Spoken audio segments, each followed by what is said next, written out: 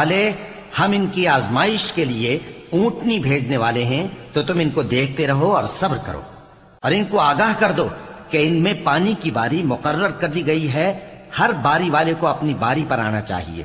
تو ان لوگوں نے اپنے رفیق کو بلایا اور اس نے اونٹنی کو پکڑ لیا، پھر اسے مار ڈالا۔ سو دیکھ لو کہ میرا عذاب اور ڈرانا کیسا ہوا۔ ہم نے ان پر عذاب کے لیے ایک زور کی آواز بھیجی تو وہ ایسے ہو گئے جیسے باڑ والے کی چورا چورا ہو جانے والی باڑ۔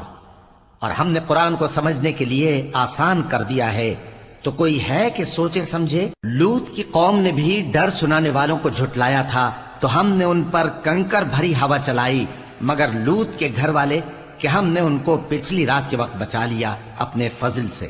شکر کرنے والے کو ہم ایسا ہی بدلہ دیا کرتے ہیں۔